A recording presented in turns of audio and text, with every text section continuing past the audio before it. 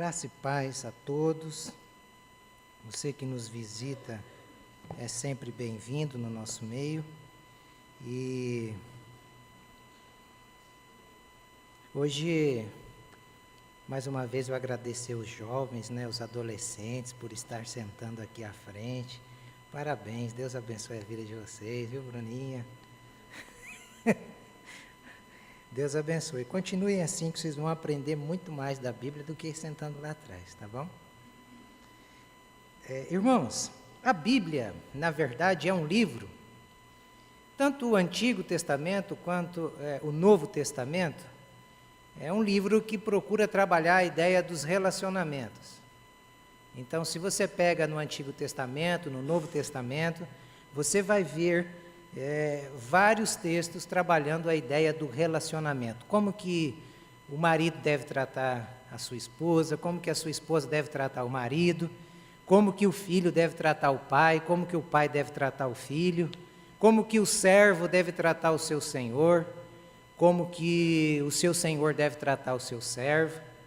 E pensando nesses relacionamentos que a Bíblia nos apresenta, hoje eu quero compartilhar com vocês as duas faces de um relacionamento. E eu escolhi, para nós trabalharmos o texto, o Deuteronômio capítulo 15, que é o relacionamento entre o Senhor e o servo.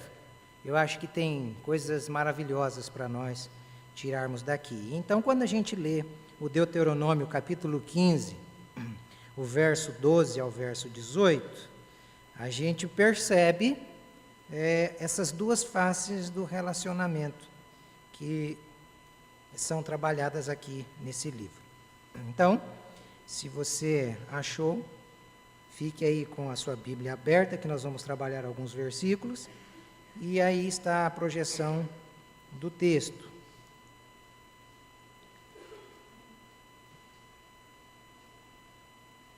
Diz assim, Deuteronômio 15, do verso 12 ao verso 18.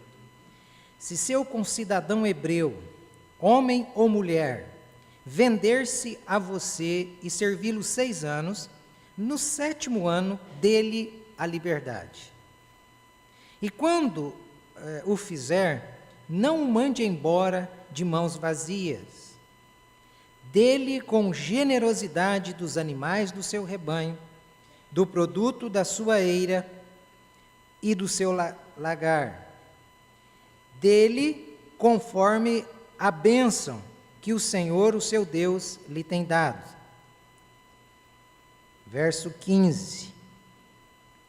Lembre-se de que você foi escravo no Egito e que o Senhor, o seu Deus, o redimiu. É por isso que hoje lhe dou essa ordem.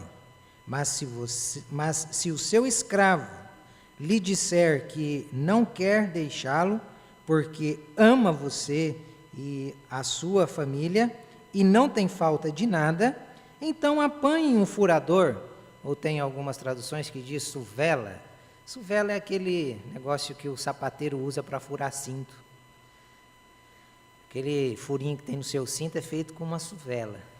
E aqui o texto está falando mais ou menos isso. Então apanhe um furador ou uma suvela e fure a orelha dele contra a porta. A gente coloca o cara preso na porta para furar, porque na hora que sentir dor ele não vai dar soco, ele não vai dar coisa. É igual o cachorrinho quando você vai castrar no modo antigo.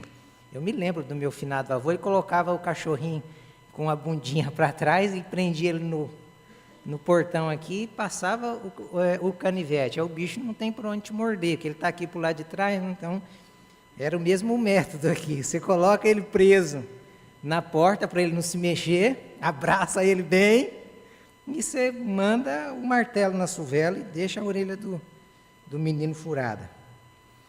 E ele se tornará seu escravo para o resto da vida. Faça o mesmo com a sua escrava.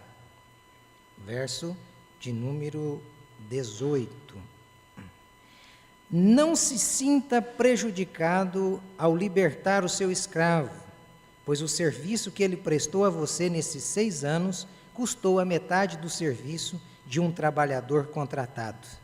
Além disso, o Senhor, o seu Deus, o abençoará em tudo o que você fizer. Feche seus olhos, vamos mais uma vez orar, agradecer o nosso Deus. Pai, nós te agradecemos nessa noite e pedimos para que o Senhor fale ao nosso coração, nos ajude a compreender esse texto e a tirar daqui lições para a nossa vida. É isso que te pedimos, em nome de Jesus. Amém. Irmãos, como eu sempre faço, existem aqui duas formas para nós entendermos o texto, para a gente então trabalhar as ideias. A primeira forma para nós entendermos o texto é nós tentarmos descobrir como que funcionava a escravidão em Israel. Para que os irmãos tenham noção, Deus permitiu nos 2 primeiros 1000 anos ali, a escravidão sendo algo natural, normal na cultura de Israel. Eles estavam saindo do Egito escravos e a primeira lei que Deus vai dar àquele povo, quando você pega, por exemplo, o Êxodo, capítulo 21, do verso 1 ao verso 11, é Deus instituindo, na verdade, qual deveria ser os procedimentos desse método escravocrata que estava sendo implantado naquela sociedade. Primeiro, o cara contraía uma dívida, a forma dele pagar essa dívida não era o irmão levar o outro no protesto, no sindicato, não tinha essas coisas na época. Então, os que contraíam dívidas, isso até para embasar a ideia de que dívida é escravidão, e é mesmo, porque a pessoa se tornava escrava a partir do momento que ela se endividava. Então, quando ela se endividava, ela era levada, ou ela mesmo se vendia, para que 6 anos ela trabalhasse na terra do seu credor. E depois, então, desses 6 anos, ela poderia receber de volta a sua liberdade. Então, quando você pega, por exemplo, na Idade Média, essa ideia escravocrata, ela foi deturpada, não era o mesmo modelo que os judeus desenvolviam. Porque na Idade Média, quando você pega ali o período colonial, você percebe que as tribos da África, elas lutavam e guerreavam entre si. E os colonizadores da Europa, os portugueses, chegaram em nosso país e começaram a plantar cana-de-açúcar e foram desenvolvendo várias usinas, e a forma, então, de implantar um trabalho era através da escravidão. Eles iam para o continente da África e pegavam aquelas tribos que haviam sido vencidas por outras tribos em suas guerras, e elas estavam cativas. Então, aqueles prisioneiros se tornavam escravos e eles eram vendidos para uma outra nação. E ali eles serviriam como funcionários sem direito a nada, escravos de verdade. Lá em Israel, se você pega o Êxodo, capítulo 21, verso 16, você percebe que era proibido de modo, assim, terrível. Se um judeu sequestrasse, eu era um judeu, eu pegaria e sequestraria o Juliano. Sequestrei o Juliano e vou vender o Juliano como escravo. Se um judeu fizesse isso, sabe o que sobraria para ele? A pena capital. O sequestro, lá no antigo povo de Deus, era considerado como um crime hediondo. Sequestrador morria, e ainda mais se vendesse a pessoa como escravo. Então era um negócio, sim, que era para, na verdade, amenizar e ajudar o pagamento da dívida, certo? Então esse era o método que eles usavam lá em Israel, e o método legalizado por Deus para aquele período. Mas Deus não nos fez para ser escravos, como lá a pessoa não nascia escravo e terminava escravo. Não era assim. E a segunda forma para a gente compreender o texto, qual era o processo de alforria, ou como esses escravos eles eram libertos. Era simples. Eles trabalhavam os 6 anos, que era necessário, e no 7º ano eles saíam com a sua liberdade. Eles não precisavam pagar nada mais. A dívida estava quites. Não devia mais nada, vai em paz, vai com Deus. E é interessante, olha como Deus era um Deus bom e como Ele continua sendo bom. O cara trabalhava todo esse período, você pega lá, por exemplo, Deuteronômio, capítulo 15, verso 13 e verso 14, o escravo ele não podia ser despedido de mãos vazias. O texto que lemos fala isso. Ele saía com a sua liberdade, levava boi do seu patrão e levava comida para ele recomeçar a sua vida. Então era uma forma que Deus utilizava para dar uma oportunidade para aqueles que estavam endividados e ferrados, né, com o nome no SPC, no Serasa, a recomeçar, a ter uma nova oportunidade de vida. Foi assim que aconteceu lá. E o escravo não poderia continuar na casa do seu senhor, renovando o seu contrato. Ele tinha os 6 anos, trabalhou, vai embora. E se o camarada quisesse ficar, então tinha ali daí algumas algumas implicações que ele precisava fazer. Uma delas era furar a sua orelha. Esse era o método. Então agora fica fácil para você entender por que eu estou dizendo que nós vamos trabalhar as duas faces de um relacionamento. Primeiro porque nós nos consideramos servos. Nós não nos consideramos servos? Deus não é o Senhor de nossas vidas? Deus é o Senhor de nossas vidas.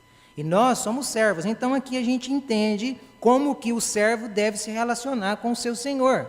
E as duas faces do relacionamento, a primeira face do relacionamento, ela vai demonstrar, na verdade, a primeira face, ela vai demonstrar como Deus se relaciona conosco. É interessante isso. Porque quantos aqui se consideram servos de Deus? Só dê um sinalzinho assim com a mão, só para eu saber. Servos de Deus, servos. Amém. Então vamos lá. Vamos descobrir se nós somos servos mesmo. Tá? Porque a gente levanta a mão, a gente faz, a gente dá o sinalzinho, legal. Ontem eu fui na palestra, lá foi muito jóia, viu, Evandro? Eu fiquei assim, só impressionado com o resultado daquela pesquisa. Eu confesso que eu fiquei impressionado. Porque lá foi colocado assim, 3 opções. O que é que você prioriza em sua vida? Deus, trabalho, família. Família, trabalho, Deus. Trabalho, família e Deus. Para surpresa, qual você acha que foi o resultado dessa pesquisa?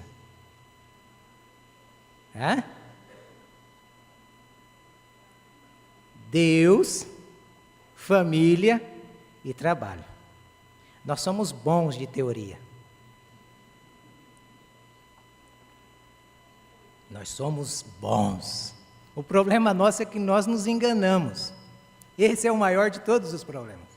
Então, eu falo para vocês, isso pega no meu pé muito, porque quando você olha para a ideia de servo, é bonito a gente dizer, eu sou um servo de Deus. Nossa, e tem uns que enchem o peito. Eu sou servo do Deus Altíssimo. Para começar, sabe qual é o significado da palavra servo? Escravo. Escravo. Escravo tem vida própria? Escravo, ele está em total dependência do seu senhor em todos os sentidos. Eu confesso que a partir de hoje eu estou reconstruindo esse pensamento na minha vida. Eu não sou servo, eu estou entrando num processo, tentando ser. E nós devemos tentar ser. Porque quando a gente olha para essa questão aqui, sem a gente forçar a interpretação do texto, nós podemos fundamentar a ideia desse relacionamento de Deus conosco a partir de 3 princípios. Então a gente já vai entendendo a ideia de como é que Deus se relaciona conosco, se é de fato que nós somos servos dele. Então, o primeiro princípio que a gente encontra aqui no texto é o do verso 12. Deus se relaciona conosco com liberdade. Então, para eu descobrir se eu sou servo de Deus, eu tenho que aprender a me relacionar com Deus e me relacionar dentro dessa liberdade. Por quê? A escravidão em Israel, como eu disse, não era algo permanente, ninguém nascia escravo e ninguém morria escravo, porque ele estava naquela condição. E tinha a possibilidade de alguns escravos permanentes, sim, mas esses escravos que se tornavam permanentes eram escravos que foram conquistados pelo seu senhor. Eles se tornavam escravos permanentes não com medo do que eles iam ter lá fora. Eles se tornavam escravos do Senhor não com medo do Satanás ou do diabo. Eles se tornavam escravos por uma questão simples, porque o seu Senhor derramou amor, derramou mimo, derramou um relacionamento profundo com eles, a ponto que eles não tinham falta de nada. Tudo é o que o seu Senhor tinha na casa, eles também tinham. E é assim que Deus se relaciona conosco. Deus se relaciona conosco com essa liberdade. Por isso que a parábola do filho pródigo é um exemplo clássico. Ali, o pai sendo a figura do próprio Deus. E Deus se relaciona conosco desse modo, deixando a porta aberta. Agora você entende porque muitas pessoas entram na igreja, vêm, às vezes tem umas que tomam até um banho na piscina, que eles chamam de batismo, e daqui a um tempo eles estão fora. Essa pessoa não fica, você sabe por quê? Porque ela de fato não experimentou esse amor. Porque não tem como você experimentar o amor desse Deus que te deixa livre e você sair da casa do Pai. Até que você pode ainda sair da casa do Pai, mas se você tiver experimentado de fato esse amor, você vai voltar para a casa do Pai, como aquele filho pródigo voltou. E aqui há 3 lições importantíssimas. Primeiro, porque Deus, então, não segura ninguém aqui na igreja, ninguém na fé, porque você tem medo do diabo. Não, se você está aqui com medo do diabo, com medo de maldição, olha, você está perdendo tempo. Vai curtir a vida lá fora, feliz da vida. Não fica na presença de Deus por causa dessas coisas. E segundo, Deus nos prende, a arma que Deus usa é o amor. Só o amor, mais nada. Ele mesmo disse que Ele demonstrou o seu amor para conosco, dando o seu Filho, Jesus Cristo. Então, se Jesus Cristo não for suficiente para segurar o jovem, para segurar o adolescente, para segurar o ancião, para segurar os de meia idade, o homem e a mulher na igreja, na presença de Deus, meu irmão, se for programações, alguma coisa está errada. Porque o que deve nos segurar é Cristo. Cristo é o nosso sustentáculo. Olha, eu me lembro do dia que o Ari Ovaldo veio aqui, e ele usou isso daqui dizendo que todas as coisas subsistem em Cristo. Então, Cristo é como se fosse essa base. Fora dessa base, nada permanece. Tudo é vão, é oco. Então, se Cristo não for o fundamento, você não vai ficar na fé. Porque Cristo dá essa liberdade. E, terceiro, se você não quiser servi-lo, porque às vezes a gente faz isso, né? Deus, se o Senhor, eu estou precisando disso, mas se o Senhor não me der isso, então eu não vou mais te servir. Deus vai chorar tanto porque você está fazendo isso. Ele não vai nem dormir essa noite. Não, porque ele não dorme mesmo, né? Deus não vai cair até os cabelos da cabeça de Deus de tanta tristeza, porque você não quer mais servi-lo, porque Ele não quer fazer o que você quer. Irmãos, se esse é o seu pensamento, eu me lembro de um ditado antigo, ainda criancinha, né, que a gente dizia: vai com Deus e Nossa Senhora, diabo atrás tocando viola. Vai ser feliz. Vai ser feliz. Se não for Jesus te segurando, Não tem como. Simples assim. Simples assim. E a outra forma que Deus trabalha e que se relaciona conosco, não é só com liberdade, mas é com generosidade. Verso 13 e verso 14. Né? Muitos que estão na igreja pensam que Deus, né, Ele é um Deus que se relaciona conosco a partir do mérito. Eu faço, então Deus me dá. Eu mereço, então Deus me dá. Irmãos, por alguns loucos pensarem assim, eles cantam, e eles estimulam outros a entrar em juízo com Deus, a fazer coisas assim. Tome cuidado com essas coisas. Fique atento, não entra nessas não, que isso aí é friagem. É friagem, é bobagem pura.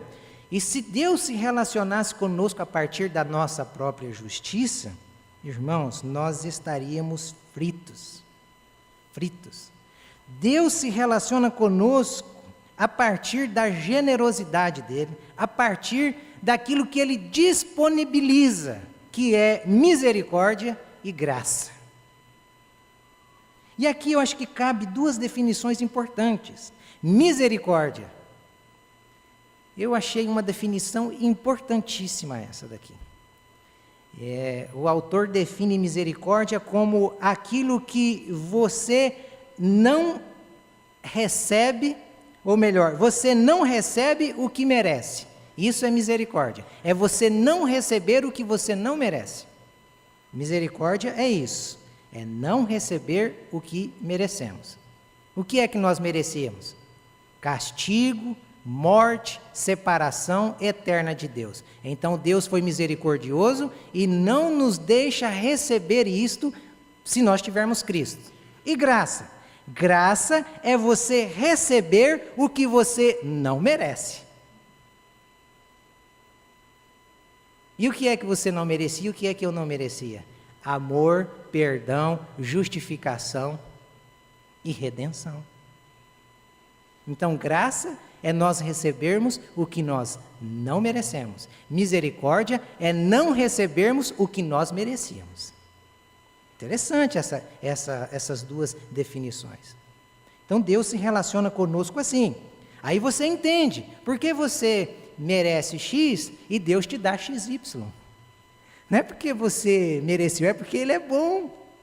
Só por isso. Nada mais do que isso. E Deus também se relaciona conosco, não só a partir da generosidade, mas Deus se relaciona conosco a partir da liberalidade. O verso de número 18. O que é que a gente aprende ali? Que Deus, através da liberalidade do Senhor que deveria fazer com o seu servo, Deus faz conosco. Deus, na liberalidade dele, ele nos ensina que amor não se contabiliza. Não se contabiliza amor. E quando a gente libera o amor, a gente não olha para o que a gente está fazendo, mas para o que a gente já recebeu. A ideia do versículo 18 é essa. O Senhor, quando fosse liberar o seu escravo, ele não deveria contabilizar essa liberdade que ele daria para o seu escravo a partir de duas coisas básicas. Primeiro, poxa, esse cara era essencial para o trabalho aqui na minha fazenda. Agora eu vou liberar esse cara e quem é que vai preencher o lugar dele? Pior ainda, esse cara vai sair livre e ainda vai levar meus bens. Vai levar coisa da minha fazenda, que é boi, vai levar coisa da minha despensa, que é comida, e vai sair ainda com metade de uma diária que o contratado tinha na época. Então, vocês percebem como Deus ele não faz isso com a gente?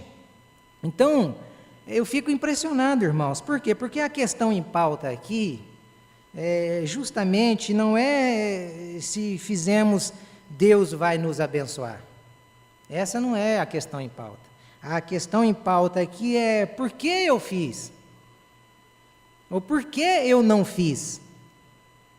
Então, tirar essa ideia que a liberalidade é uma moeda de troca. Não, liberalidade não é moeda de troca. Liberalidade é nós perguntarmos para nós por que é que eu fiz ou por que é que eu não fiz. E nós respondermos.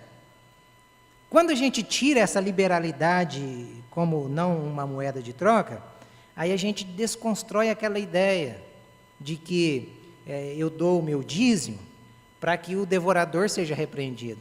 Eu entrego a minha oferta para que eu receba 10 vezes mais. Não, não é isso. Se fosse assim, onde é que o Bill Gates dizima? Onde é que o Bill Gates oferta? Que lá não entra devorador nenhum naquela casa. Onde? Você está entendendo? Então não é moeda de troca. Mas por que é que eu estou fazendo isso? Ou por que é que eu não estou fazendo isso? Que quando nós entendemos essas coisas, a gente se liberta. E aí a gente passa a viver o verdadeiro evangelho. Eu fico impressionado. Por quê? Porque dízimo e ofertas são coisas bíblicas. São coisas bíblicas. E a Bíblia diz que tudo é o que nós fizermos, após termos feito tudo, é para a gente se considerar o quê? Servo inútil. Não fizemos nada mais do que nós deveríamos fazer, não é isso? Agora, se tem uma coisa que o Paulo ensinava, é que a liberalidade, ela faz com que você tenha mais sementes para você semear. Eu acho isso fantástico, isso não é uma teologia de prosperidade, isso é uma questão bíblica. Para vocês terem noção do que eu estou falando, eu me lembro do irmão Cláudio, é um irmão que sempre nos ajudou aqui na igreja. No início dessa igreja, eu me lembro que ele passou uns momentos apertados. Ele era proprietário de uma fazenda aqui em Palotina. Para vocês terem noção do que eu estou falando, ele era proprietário de uma fazenda, grande produtor de soja, e chegou um dado momento na vida dele que a luz da casa dele estava para ser cortada. O cara é um patrimônio de 35 milhões de reais e não tinha dinheiro para pagar a conta de luz da casa dele. E ele na verdade pagava o aluguel desta igreja e da igreja de Palotina.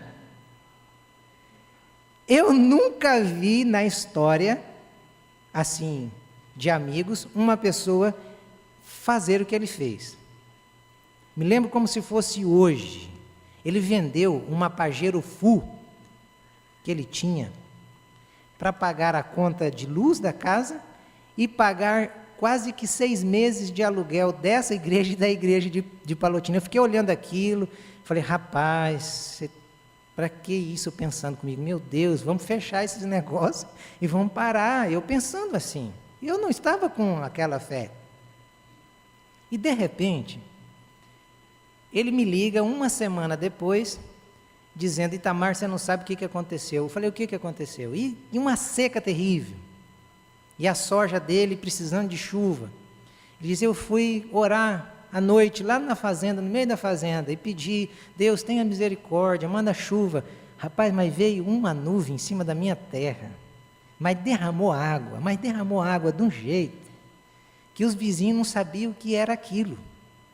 E aquele homem, naquele ano, ganhou uma soja violenta. E para melhorar ainda, 15 dias depois disso que ele me liga novamente. Rapaz, eu estou ainda apertado, mas o gerente do banco me ligou e falou assim para mim, passa aqui, Cláudio, que eu preciso conversar com você urgente. E ele disse que foi para aquele lugar, ele esperou o gerente ligar umas 2 vezes para ele, porque ele pensava que era cheque que tinha voltado, porque ele não tinha mais R$1 furado. E quando ele chega lá para ir conversar com esse gerente, o gerente fala, rapaz, preciso falar sério com você. Ele falou, o que foi? Mais cheque que voltou? Não, rapaz, você foi sorteado no PIC. O cara ganhou acho que R$80 mil naquela época ali, ele vendeu a Pajero Full, que já tinha desvalorizado, acho que ele vendeu por uns 50, ele ganhou 80 depois. Aí ele ligou, você acredita nisso? Eu falei, rapaz, eu precisava de um pouco dessa fé. Mas é essa a ideia, é por que eu fiz? Ou por que eu não fiz? Não é eu faço para ter, ou eu faço para receber.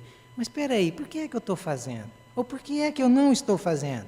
E aí, ele colheu aquela soja, Quando ele acabou de colher, passa um grande produtor de soja do Paraguai na frente da fazenda dele, olha, se encanta e diz assim: você vende essa fazenda? Quanto você quer? 35 milhões de reais. O cara foi uma em cima da outra, 35 milhões de reais. Aí ele foi lá para Jataí e comprou o dobro de terra e ficou lá com 16 milhões para brincar.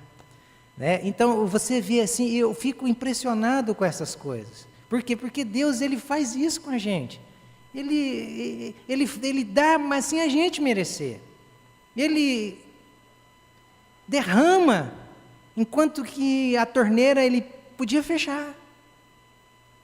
Mas Ele só faz isso quando a gente entende. E quando a gente incorpora essa ideia de que eu sou servo. O que eu tenho não é meu. O que eu tenho é do Senhor. E às vezes a gente fica com isso na teoria. Mas, por exemplo, eu nunca coloquei aquelas coisinhas no carro, esta propriedade pertence ao Senhor Jesus, porque isso é bobagem. E se eu vir num carro aqui, eu vou chegar ali, eu vou falar para um irmão daqui da igreja, falar assim, ó, vai lá e pede o carro, é emprestado, falar assim, ó, Jesus mandou pegar esse carro aqui, é emprestado para eu ir fazer uma viagem, só para ver se é de Jesus mesmo. Só para ver se é. Se você tem, tira, por favor. Porque não é. Agora, se for, deixa. Eu vou sair ali hoje para ver se tem, porque daí eu vou pedir emprestado. Tem ou não? Vocês estão percebendo? É assim que Deus se relaciona conosco.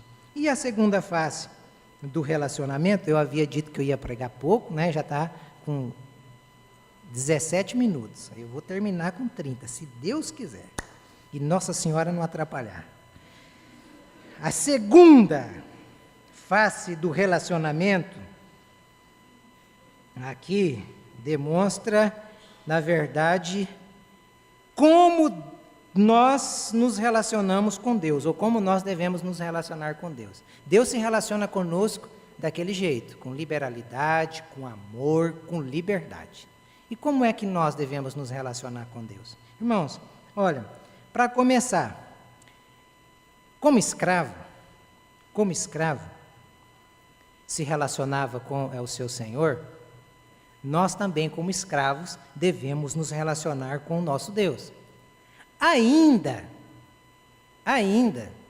que esse Jesus, em João, diz assim, eu não vos chamo mais de servos ou de escravos, mas de amigos. Na minha concepção, nós temos que ter muito cuidado com essa ideia de amigo.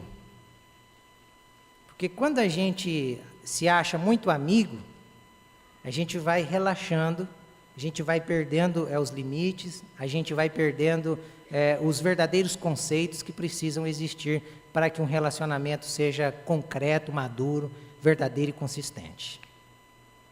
Então, com Deus, ainda que Ele me chame de amigo, eu quero reservar o direito de me relacionar com Ele como Senhor, como Todo-Poderoso.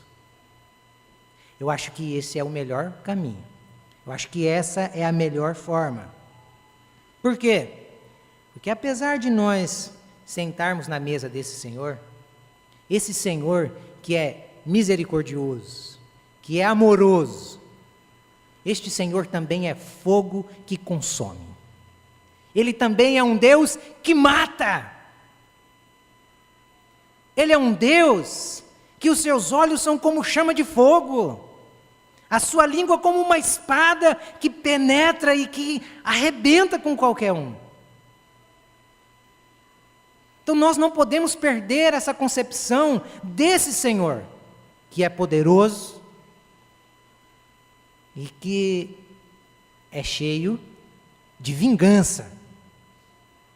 Olha, irmãos, é difícil a gente ouvir isso hoje, porque a gente só ouve, né? Deus é bom, Deus é pai, não é padrasto, essas coisas assim. Vai ler Naum. A vingança pertence ao Senhor, o Senhor é cheio de vingança, de fúria, de ira. Irmão, se não fosse Jesus, nós estávamos no sal. No sal. Então, quando a gente se relaciona com Deus a partir dessa ideia, poxa, eu sou escravo, Estou tentando ser. E Ele é Senhor. Então, se Ele é Senhor, vamos ter mais respeito, né? Vamos ter mais respeito, porque o negócio é sério. Não é brincadeira. De Deus não se zomba, Deus não se deixa enganar.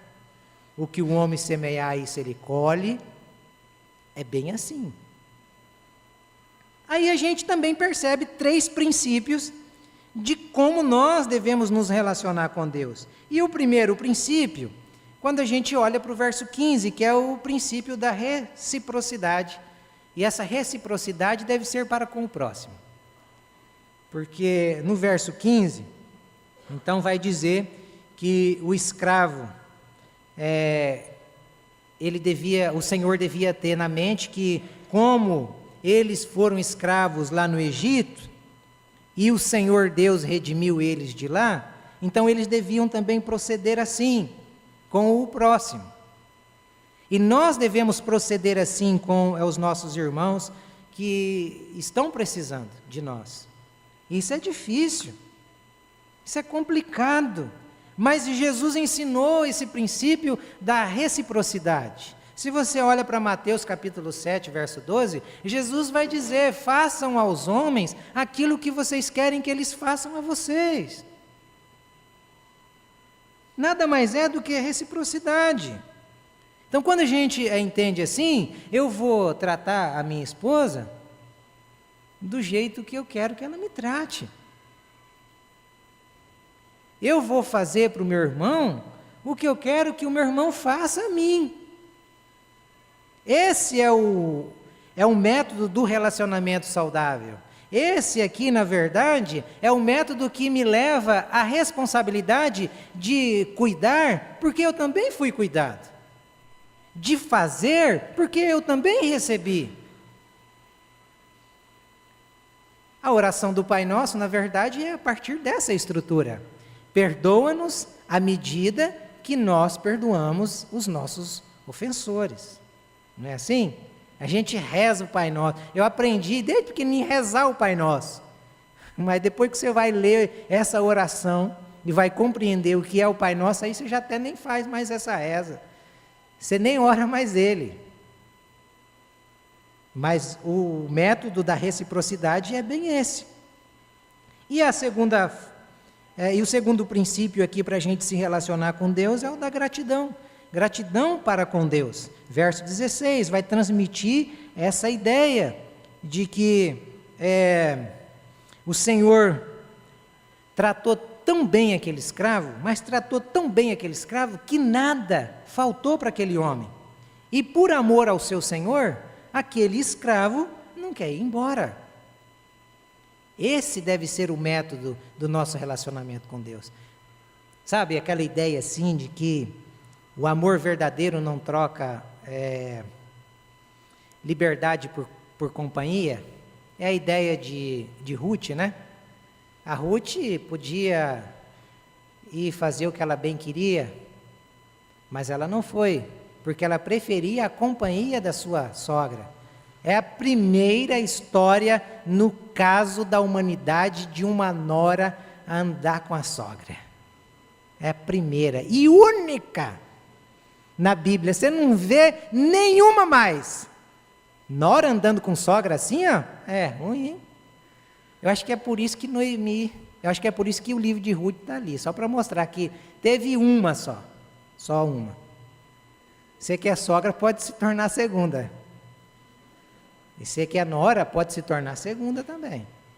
Então você percebe que o amor verdadeiro ele não troca a liberdade pela companhia. Então se alguém chegar para você e dizer assim: rapaz, mas antes você era livre. Antes você vinha aqui comigo no boteco, a gente bebia, a gente batia uma sinuca, ficava aqui até tarde, fumava. E hoje, cadê? Hoje você não tem mais essa liberdade. Você trocou essa liberdade pelo quê? Aí você vai falar: eu troquei essa liberdade pelo amor que eu experimentei do meu Senhor. O meu Senhor é tão bom que eu não troco o amor dele por liberdade nenhuma. Essa é a ideia. É essa a ideia. É isso que o Paulo pregava nos seus discursos. Eu não vivo mais. Quem vive em mim é Cristo. Olha, eu já estou crucificado com Ele. Essa é a ideia da gratidão. E aí, como servos de Deus, será que às vezes nós não temos aberto mão do amor do nosso Senhor pelos bens dessa vida, pelas coisas dessa vida, pelas companhias dessa vida? Será que nós não temos? O escravo, aqui, quando ele abria mão não só da liberdade, mas ele abria mão de todos os bens e os presentes que ele haveria de receber do seu Senhor. Então ele diria, olha, eu não quero mais alforria, eu não quero mais essa liberdade, eu prefiro ficar aqui na sua casa e servir com o Senhor, para o resto da minha vida, porque aqui eu sou feliz. Era assim. E 2 fatos me impressionam aqui nessa ideia da gratidão, não é? Por quê? Porque o Deus da religião continua gritando: venham a mim e eu os abençoarei. Venham a mim e eu realizarei todos os seus sonhos. Esse é o grito do Deus da religião. E o Deus da Bíblia é o Deus que diz ao contrário. Vai embora. Vai embora, o que é que você está fazendo aqui, rapaz? Você está louco? Essa é a ideia do Deus da Bíblia. Lembra daquele discípulo que chega, de um cidadão que chega para ele: Senhor, eu posso te seguir? Rapaz, eu sou filho do homem, não tem onde reclinar a cabeça, a raposa tem covil, rapaz. As aves têm ninho, eu não tenho. Vai embora, vai fazer o seu primeiro milhão. Esse é o Deus da Bíblia.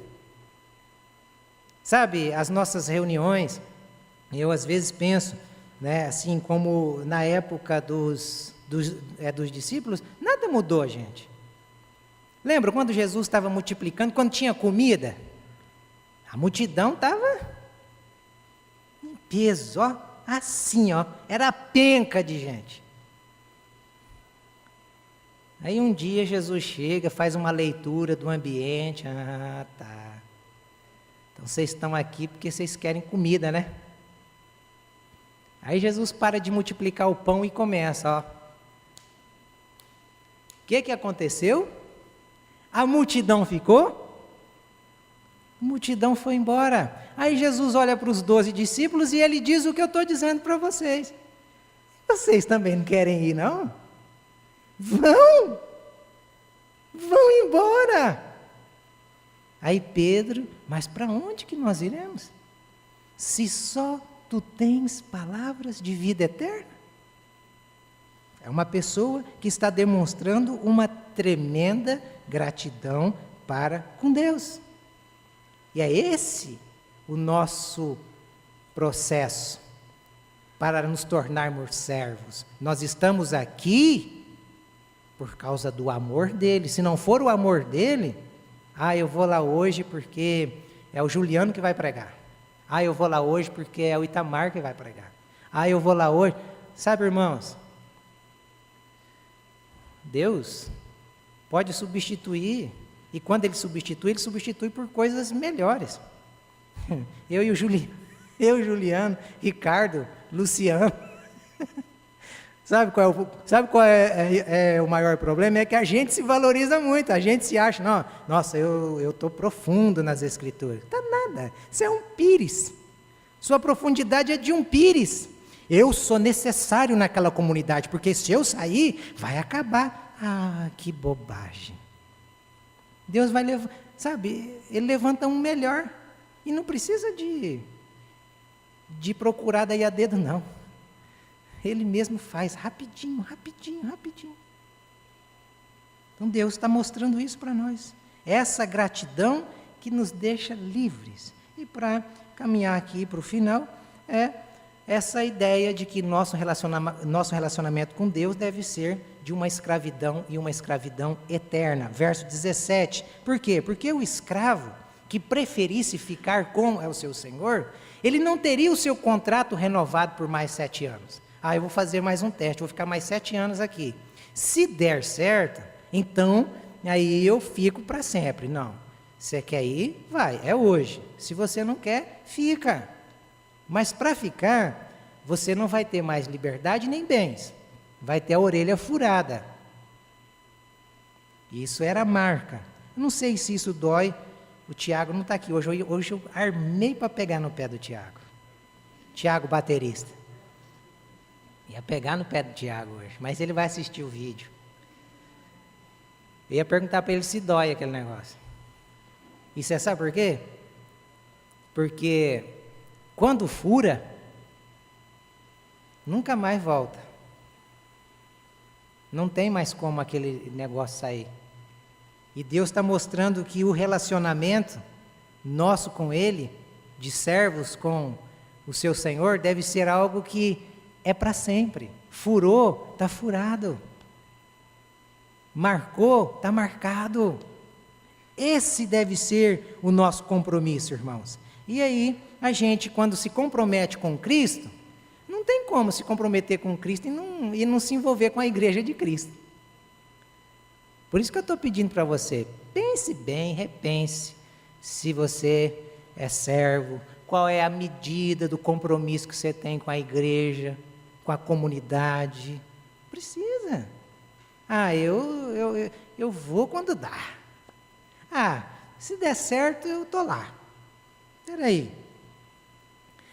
Olha, eu na verdade, há uns 20, 25 dias atrás, eu recebi aqui na igreja, pela manhã, um pastor aqui de uma igreja reformada, histórica, com mais de 200 membros, a igreja dele. E ele veio entregar uns papéis, e ele começou a chorar as pitangas, dizendo, rapaz, eu não sei o que eu faço. Eu, o que foi, pastor? Rapaz, lá na comunidade onde eu estou, eu criei de tudo, mas os irmãos não querem saber. O culto dia de quarta não dá. Escola bíblica está um caos. Aí eu olhei para ele e falei, rapaz, não é só lá não. Aperta minha mão aqui. Aí hoje eu até brinquei ali na salinha que eu estou pensando de fazer 2 linhas aqui na igreja. Domingo à noite a linha da vida. E na quarta-feira à noite a linha da morte. E eu vou começar a matar dentro da igreja, do jeito que os pastores fazem aí. Hoje vai ser a quarta da unção do esquecimento. A quarta da unção da prosperidade. Eu vou fazer. Porque na quarta eu vou matar. Aí eu falando isso com ela, ela diz, olha, se você fizer, eu não vou separar de você porque eu não posso, mas eu não vou ser membro mais da igreja. O dia que você fizer isso, tira o meu nome do hall de membros, eu só vou ser a sua esposa, mas vou frequentar outra igreja. Por causa da Ellen eu não vou fazer isso. Mas é bem assim que acontece, sabe? Aí eu disse para ele, mas pastor, nós estamos competindo com coisas maiores do que a gente. Você compete com quarta-feira é o Campeonato Brasileiro. Joga o Corinthians, joga o Flamengo, joga o Vasco, joga um monte de time. Você acha que portuguesa? Você acha que nós vamos conseguir atrair mais do que o cara ficar deitado lá no sofá? Fora os que na quarta tem o jogo de fute deles, né? O churrasquinho. Você acha? Não. Mas tem as irmãs também. E, rapaz, você acha que elas vão perder as séries que a Globo faz? Aquelas novelas? Não, nada. Mas aí, para consolar, eu e ele chegamos numa conclusão. Mas sabe de uma coisa? É tudo para se cumprir a Bíblia mesmo, né? Aí a gente se consola assim. É tudo para se cumprir a Bíblia mesmo, né? Porque fala que no final dos tempos o amor de muitos se esfriaria. Aí ele falando, rapaz, para que tanta dedicação? Para quê? Para quê? Ninguém quer nada com nada. Aí eu olhei para ele, desanimado, falei, mas pastor, às vezes nós temos que, olha, continuar falando, porque se tiver um, pelo menos, que entenda, sabe, e esse irmão é tão precioso, mas pensa num homem que estava frustrado, e ele mais velho que eu, pelo menos no semblante, né, não sei. Aí eu falei, nossa, eu acho que eu estou caminhando para andar junto com você. Mas, irmão, é bem isso. E aí a gente entende o que o Paulo falava para o Timóteo. Olha, Timóteo, nos últimos dias os homens serão amantes de si mesmos. Eles terão prazeres nas coisas dessa vida. Amigos de Deus, neneca pitibiriba. São amigos do mundo. Como que nós trocamos? E aí a gente volta lá para aquela pesquisa de ontem, né? Será que Deus é prioridade mesmo? Será? Para a gente pensar, será? Então hoje nós temos duas opções, né? Que é a gente se relacionar com esse Senhor. Aí talvez até você fique, pastor, mas você está sendo duro demais. Muito duro! Não, eu vou ser mole então. Estou aí para você, ó, Mateus 16, 25. Pois quem quiser salvar a sua vida, a perderá. Mas quem perder a vida por minha causa, a encontrará. Como é que você interpreta isso aí? Tem outro jeito para interpretar isso daqui? Se eu não matar, se eu não colocar acima dos meus desejos, acima das minhas vontades, acima das minhas prioridades, a vontade de Deus, tem outra forma para interpretar esse texto aqui? Se tem, eu não consigo enxergar. E eu não vou pedir para o Espírito Santo revelar, porque não tem outra forma, só se for o diabo revelar a outra interpretação. Porque a única interpretação é essa. Cara, se eu sou servo, a prioridade é Deus. Em tudo. Em tudo. Então, irmãos, se você não tem certeza do seu relacionamento com o seu Senhor, pense bem. E se você deseja se aprofundar, fure a orelha. Não como o Tiago fez literalmente, que ele se arrependeu depois e falou, agora não tem jeito de voltar. Fure. No aspecto espiritual, marque a sua vida, coloque como prioridade Deus e as coisas de Deus. E daí a gente vai conseguir, né, responder essas perguntas. Como que é o meu relacionamento com o Senhor? Como que é? É de servo mesmo? Sabe? Aí a gente vai conseguir responder qual a justificativa para o nosso descaso. Qual? Não responde para mim não, para você. Talvez, antes você não tinha carro.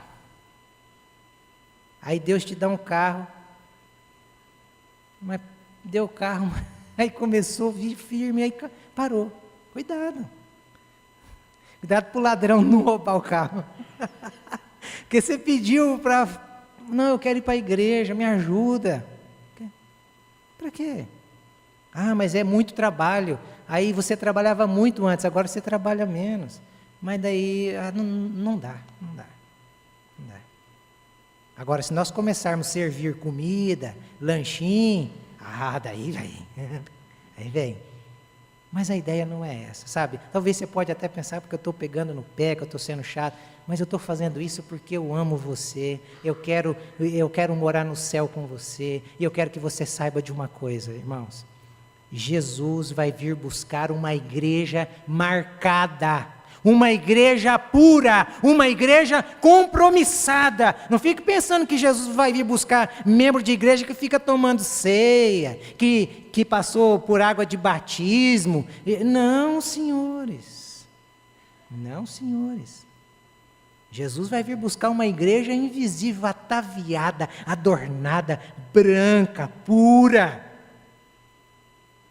É esse povo que Jesus vai vir buscar. É um povo compromissado, que se for preciso, morre pelo Evangelho, que se for preciso, abre mão para priorizar o Evangelho e as coisas do Evangelho. É esse povo que Jesus vai vir buscar. Então, eu quero que a luz desta palavra penetre no seu coração e você faça a escolha melhor.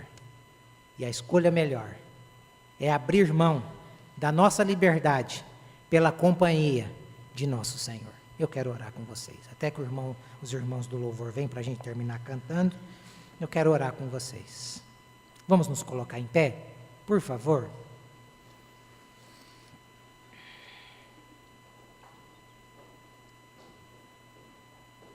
Ó Deus, Tu sabes, conheces a nossa fraqueza.